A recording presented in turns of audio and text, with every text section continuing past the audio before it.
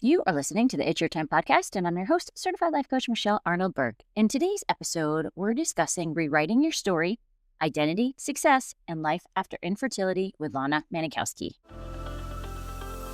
Welcome to the It's Your Time podcast, the podcast where busy professionals like you get the practical solutions and support you need to gain control of your schedule so you can strive to be the best in your career, but without the stress and overwhelm. If you're looking to increase your energy and decrease your stress, you are in the right place. Hello. Welcome back to the podcast, friends. Okay, this is going to be so much fun. Let me just give you a quick background on Lana. Lana Manikowski is a certified life coach, author, and leading voice for women navigating life after fertility treatments that end without children. She speaks to a reality that many women face, but few discuss, when life does not turn out as planned and children are no longer part of the future they imagined. Now, Lana talks about her story in our conversation, but I will tell you, some of the work that she is doing is just tremendous.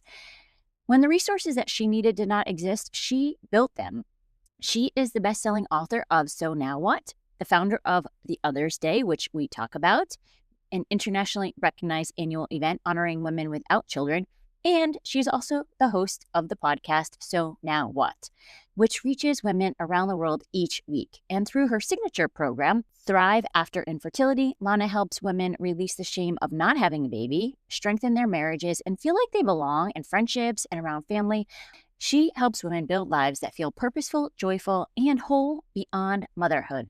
What we talked about is applicable to so many women. We discuss purpose, worthiness, defining our story, identity, so many gems. And Lana holds advanced coaching certifications in grief and post-traumatic growth. She's a proud member of the American Society for Reproductive Medicine and an active volunteer with Resolve.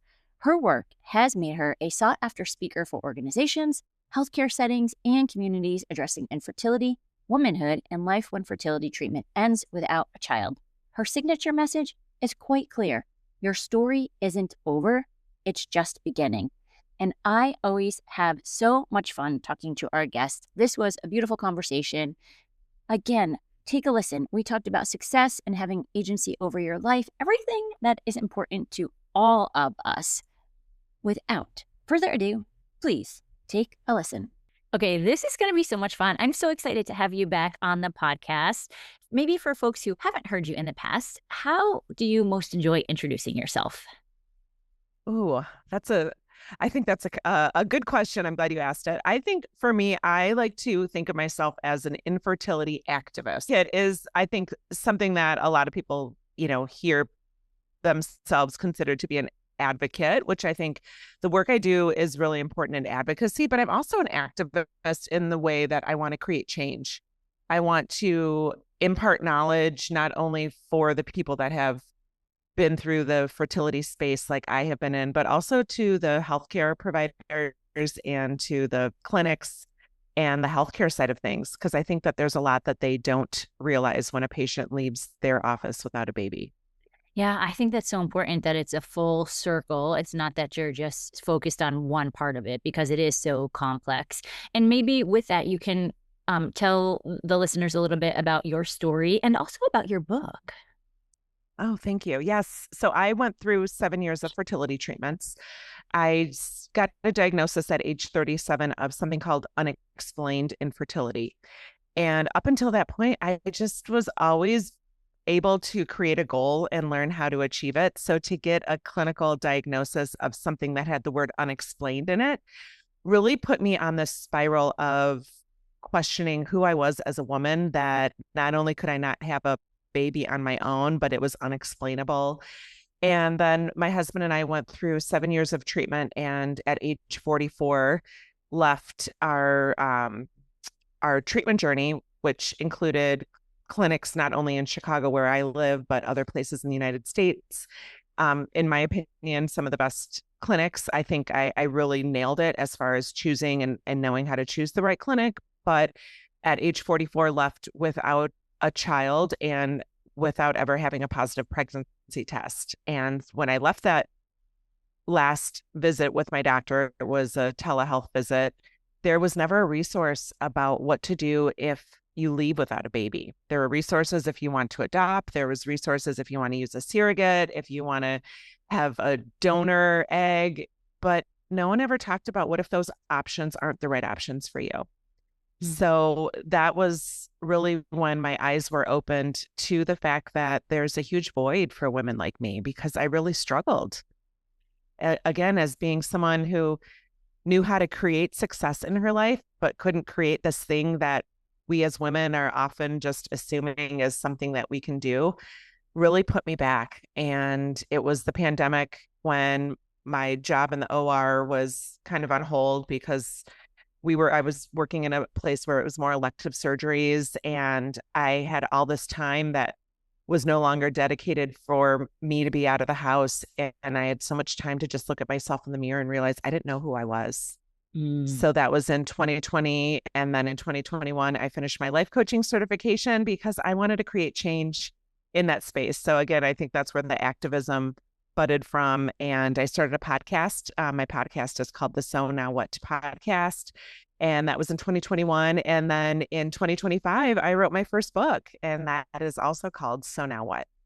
That's so good. There's so much change. You've done so much in such a short period of time. And I always talk about like the ripple effect and how we can help impact others. I think I know for me, I'm also biased, and this is very near and dear to my heart. I love the work that you do with people because I do feel like so many women who don't have kids, there is that tie of worthiness, of identity, of things changing when you don't end up having the baby. And I have done so much work on this. Like we've talked about this, and I feel like, okay, I've gotten past it and I've done so much work. And just recently I was with my coach and it came up again. And I'm like, oh, what the heck? I thought this was, all taken care of. So when you're out talking to people, what do you think are maybe the top two or three things that you hear from women?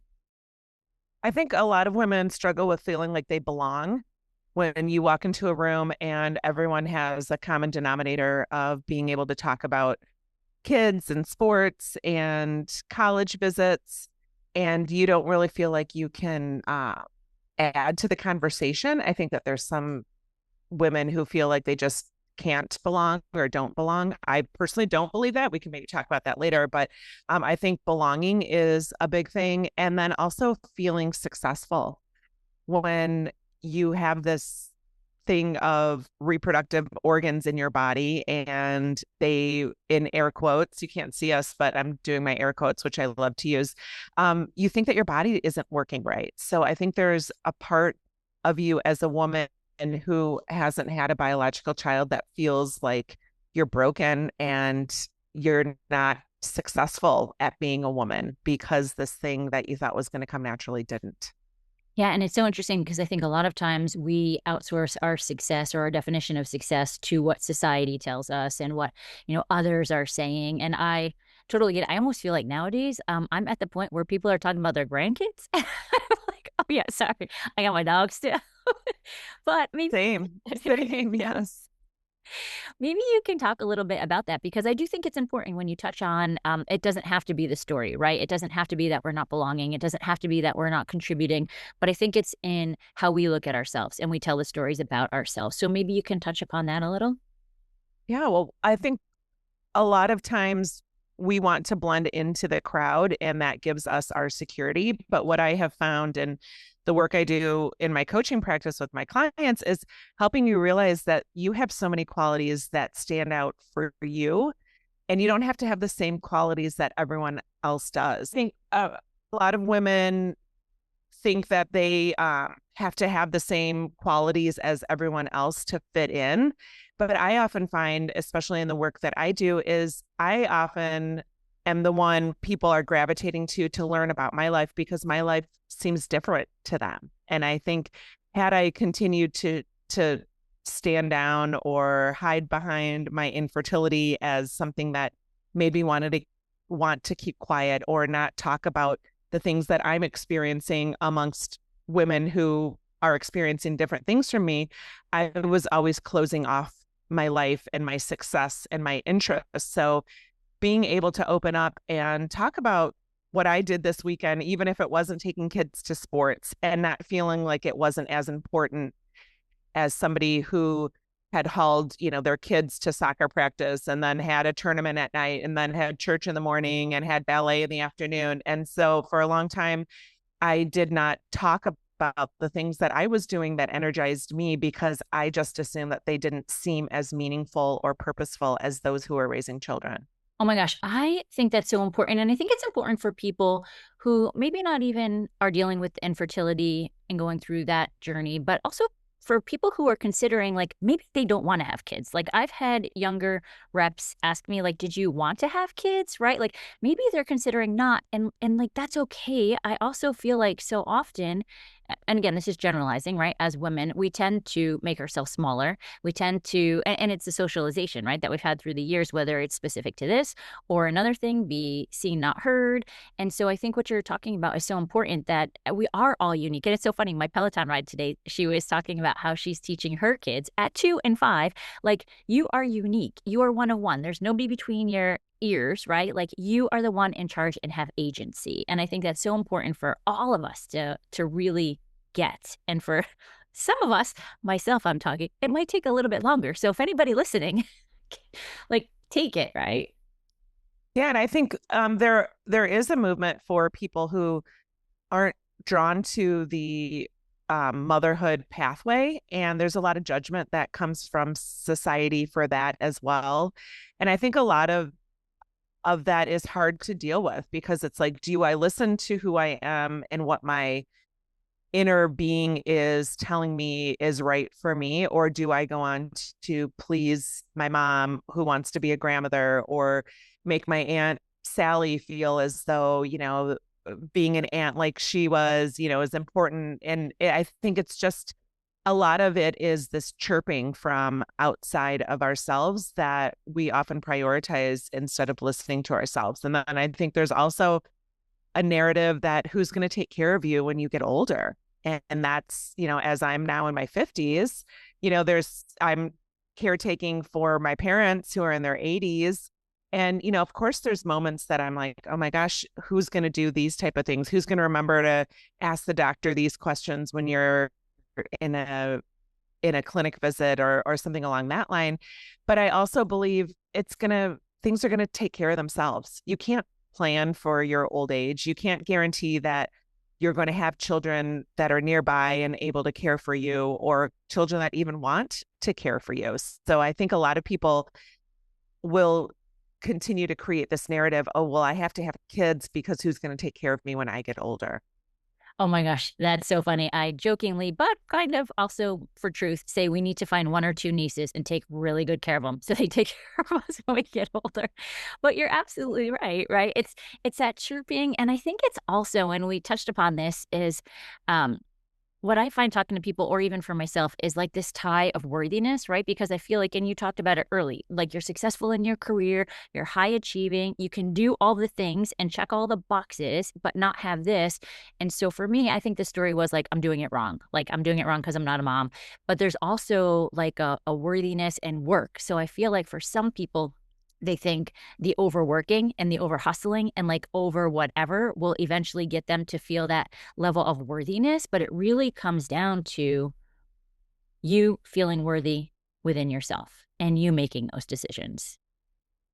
Yeah, I think we don't hear that discussion enough, nor do we have someone to guide us in how to do that. Because I think you hear someone say that and you're like, oh my gosh, that sounds great. But who's really talking about how do you figure that out? What is the pathway? What is the roadmap? And so that's why becoming a life coach in 2021 and having learned that in my own way and realizing that I could impart that on my clients and the people that I have been able to connect with, it's like people want it, but no, if nobody's talking about how to do it, again, back to that activism, then where does the change come from? Because then people are like, oh, well, I meditated, or I had this mantra that I read, or there was, these I am statements, that sound good, but if they're not believable, if nobody teaches you how to believe that for yourself, I think that's where the big fall off comes from. Yes, that's so good because I started same as you, life coaching 2017, I think was my certification. And so much of it was around mindset, right? And changing your thoughts and thinking differently. And how much I've learned since then with nervous system regulation. I remember a coach suggested that to me. I'm like, I don't even know what you're talking about. What is nervous system regulation? Right. And so taking all of the different layers and really implementing it and teaching it. And I think you're spot on. There has to be more discussions about this. And you're doing some of these discussions, and I know you have an event coming up, which I'm sure is also super helpful to so many women. So do you want to talk about that? Yeah. So in 2022, I was leaving Target, of course, which, $250 later of your yes, one the thing. end cap, going to the end cap where, the things are marked down and I'm like, oh yes, I need this picture frame. So I actually, to be quite honest with you, when I had left my fertility journey and was coming home to an empty house, a lot of times I would go shopping because for me, it would be a way to spend time without having to come home to an empty house. So Target and I were were very closely acquainted. And this was 2022. I had left Target. It was April, and I saw all the banners for Mother's Day. And while I have a beautiful relationship with my mom, my sister, and her children are actively in my life on a regular basis. So there is a sense of connection in a loving way I feel towards Mother's Day. But then I was fast forwarding in my brain of, well, what happens when my mom's gone and the kids are grown up and they've got their own stuff? So I really wanted to find a place to connect with other women who weren't mothers around Mother's Day, because I know that it can feel complex and talking about it openly oftentimes isn't understood. People just think that there's something wrong with you. And if you aren't happy around Mother's Day, and I always tell people, when I started the Others Day back in 2022, it's not in opposition to moms. It's not to take away from Mother's Day, but I purposefully do it the days leading up to Mother's Day so that on Sunday, if you have a mom that you want to celebrate or a sister or nieces and nephews, go at it. So when I came home from that Target that day, I started a meetup group, a childless and child-free. So it could be for anyone who doesn't have kids, no matter what the reason, to get together in my party room. I live in downtown Chicago, so I rented the party room. And in 2022, 18 women showed up to the first Others Day brunch. And it was just a really easy afternoon. It wasn't like, let's sit around and talk about how sad we are that we aren't moms, that, we're angry for how we're not seen as mothers, like none of that. It was very open and just women meeting other women in a environment where you're not asked those random questions of like, how many kids do you have? Or why don't you have kids? Or have you tried this? Or, my aunt's sister's cousin got pregnant, without even trying at 55. You hear all these people are always giving these ideas and suggestions, which, by the way, on my website, I have a free download called the top 27 things people say when you're childless and how to respond, because there are so many random things that people do say and offer you as far as ideas of how to become a mom. But yeah, so the Others Day started in 2022 and it has grown ever since. Women who have followed me on social media or have read my book or listened to my podcast have flown in, never having met me, never knowing anyone else in that room. And it's so beautiful to watch women walk in as strangers and leave as friends. And that sounds so cliche, but it's so true. There's so many friendships that have budded through the event. And it's not just for women in Chicago, although it happens every year in Chicago. People fly from across the country.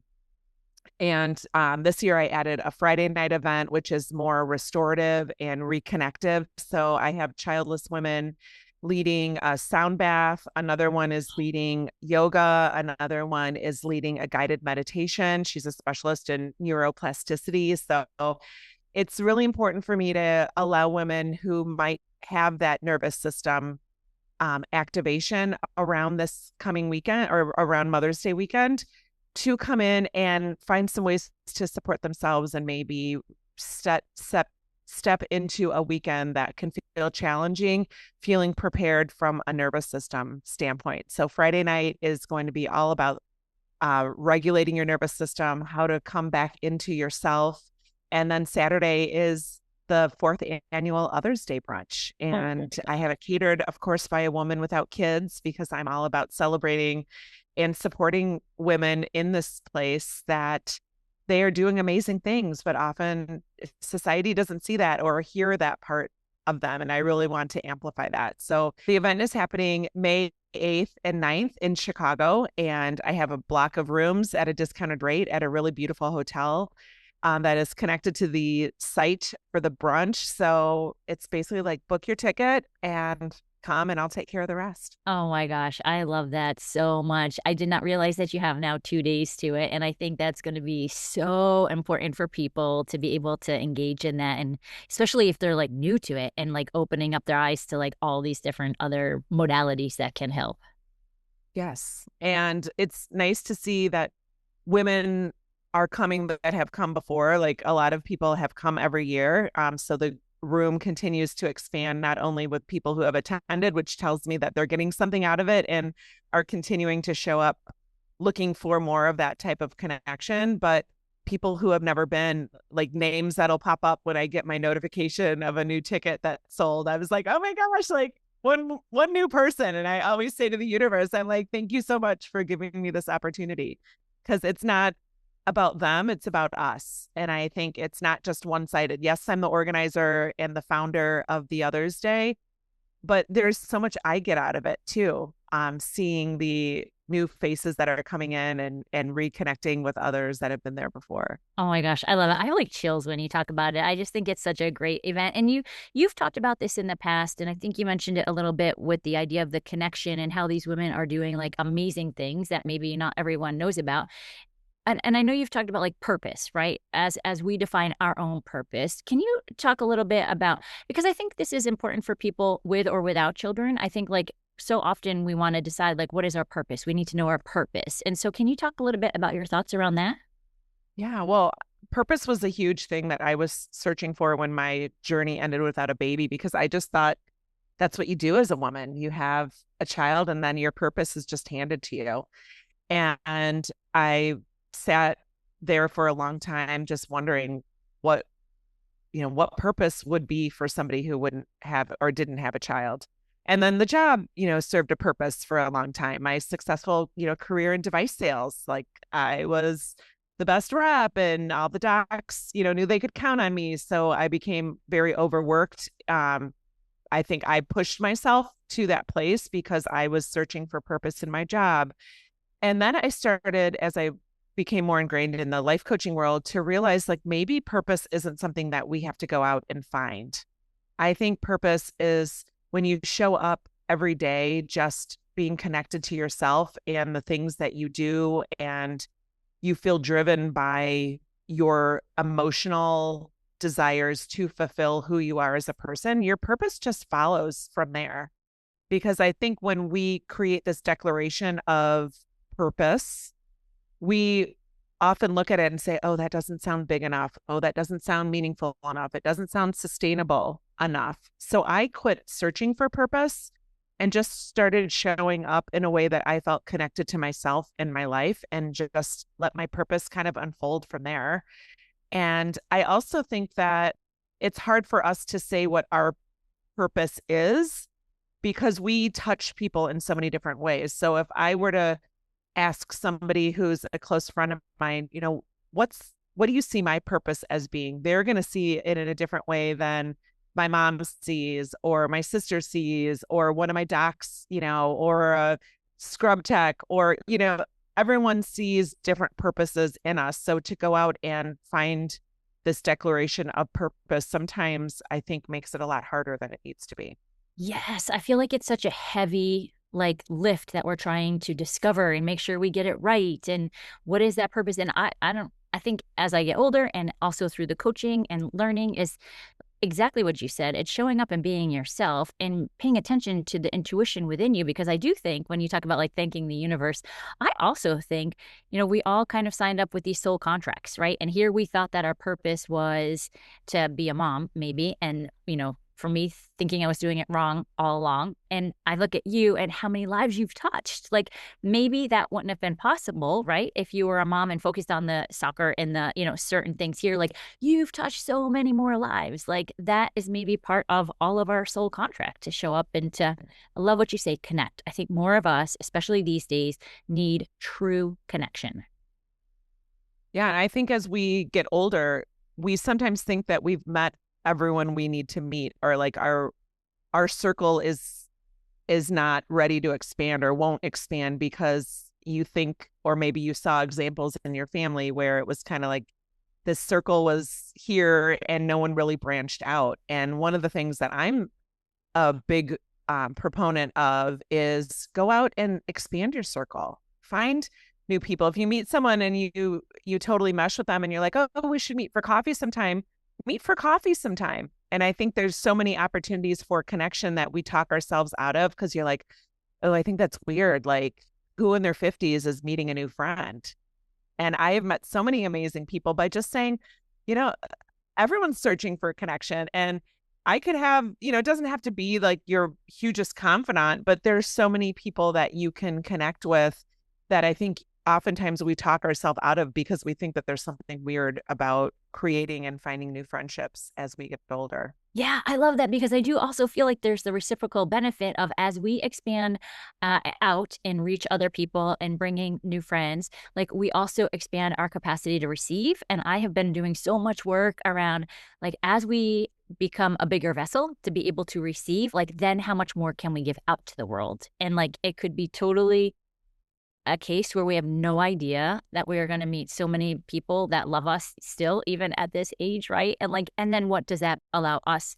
And also, who knows? You have that cup of coffee and you never know, like, what's going to come of it in your life, right? Yes. And I think that's the amazing part of life. And I tell my mom that a lot because in their 80s, a lot of their friends are dwindling and their social circle isn't as big. And I was like, okay, well, what can you go do? Could you go and play canasta? Can you go and find a group of women that are doing this or doing that? And I think it's not a bad thing to have to continue to expand your circle, especially if you're lonely. And I think loneliness is something that a lot of childless women worry about. Am I going to be lonely? And my friends who now are grandparents, they're babysitting their grandkids on the weekends, and that was our social circle. So let's go find a new social circle. We don't have to cut these people out of our life, but let's think about how can we expand and continue to do the things that we want to do and be social in our lives. Yes, I love that. I feel like it's almost full circle that we're back to talking about agency, right? Like agency that we have in our lives to decide what exactly it is that we want. I think I think there is so much that we just pinch ourselves off from. And, I could go on a tangent about it. Maybe I already have. But I think allowing ourselves to dream and question, like if something sparks your interest, be like, oh, let's jot that down. Let's put that in our notes section. Or if I hear someone saying, oh my gosh, I just tried XYZ class. Oh, that sounds cool. Put it in my notes. And when I'm sitting here thinking like, oh, what am I going to do to fill my time? Maybe I'll go and get a class pass and go, try that workout or try this or learn more about that. And so I think it's just a matter of continuing to listen to the little glimmers that are talking to you and saying, oh, well, maybe I'll try that one day. Yes, I love it. I love it. Have we missed anything before we close here? Gosh, I don't know. I feel like you and I always Oh, cover off could keep talking and talking and talking. on so much. But no, I think just for me, it's really important to encourage women to stop comparing, and it's not whose life is better than whose. It's not whose life is harder and who has more meaningful things that they're doing on the weekends, but just focus on yours. Like, how can you create meaning in your life? Because as long as you're chasing the glamour of somebody else's or the seeming glamour of somebody else's, you're missing out on the glamour that you create for yourself and do it for yourself and not for somebody else. I think that's the other important part too of the work that I do. Oh my gosh, I love that. Where can people find you and connect with you? Yeah, I'm most active if you're on social media on Instagram, Lana.Manikowski, which is a hard one, so you can check the show notes for that. Or my website, lanamanikowski.com. And then we talked about the book and yeah, so I've got it all. Whatever you need. The podcast, find me wherever. And then we'll also do the link for tickets to Other's Day. Yes, thank you. Yep, May 8th and 9th in Chicago. All you have to do is book your ticket. I'll take care of the rest for you. Awesome. Thank you so much. Thanks for having me. Okay, wasn't that great? Please be sure to check Lana out, whether it's her book, her podcast, the fun upcoming event that she has for Other's Day, May 8th and 9th, and of course, on the socials. Okay, that's what I have for you today. Let's meet back next week, but for now, lead yourself with intention. It's your time. Make it a great day. Take care.